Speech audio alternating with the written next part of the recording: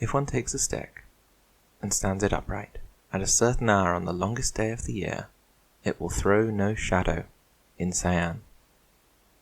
This, or something very much like it, was the account read by a librarian in the 2nd century BC.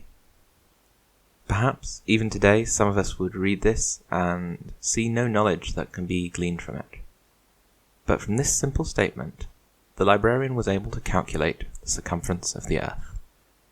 And it's this librarian that we're going to be talking about today.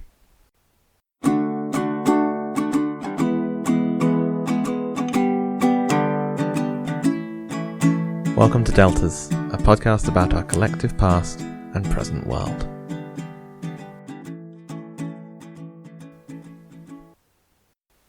He was jokingly referred to as Beta, the second letter of the Greek alphabet, by one of his contemporaries, because Eratosthenes was the second best in the world at everything. And as the world's second best at everything, Eratosthenes chose to be a librarian, the chief librarian of a very special library in our collective history, the Library of Alexandria. The library deserves its own episode, so for now, it is enough to know that it was one of the largest libraries of the ancient world. It was constructed by Ptolemy II of Egypt, somewhere between 285 and 246 BC.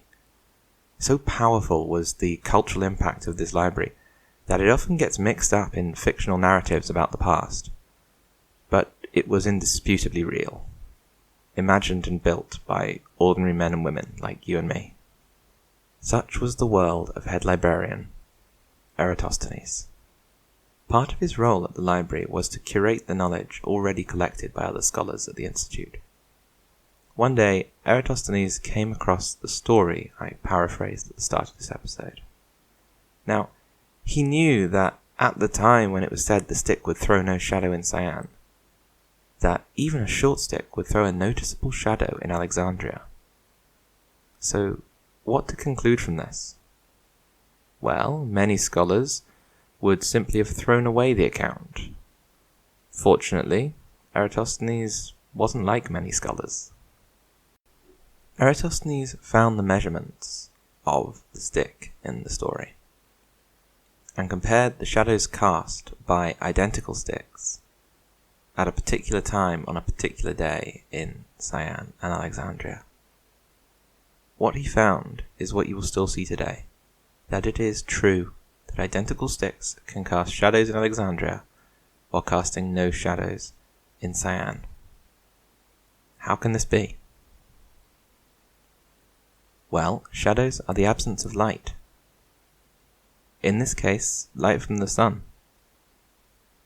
If the light hit the stick from directly above, it will cast no shadow, or rather, the shadow will be directly under the stick.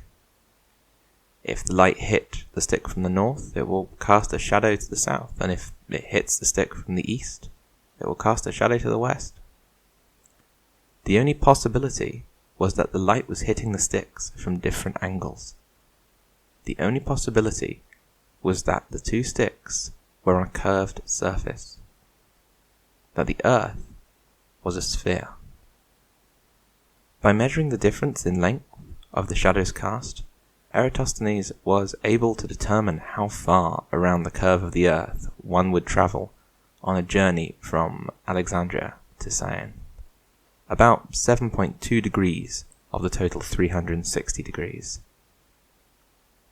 Last of all, Eratosthenes paid a man to pace out the distance from Alexandria to Cyan.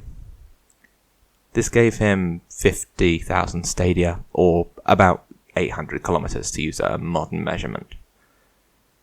Now, divide the 360 degrees of a circle by 7.2, and you get 50. So you know that these 800 kilometers must be a 50th of the Earth's circumference. Multiply 800 kilometers by 50, and you get 40,000 kilometers as a figure for the Earth's circumference. Multiply 800 kilometers by 50, and you get very close to the correct answer. The actual figure is 40,075 kilometres. It's easy to feel a sense of awe at the work of Eratosthenes, but he was just another person, living in another time, trying to understand the world he was born into and see it as a whole.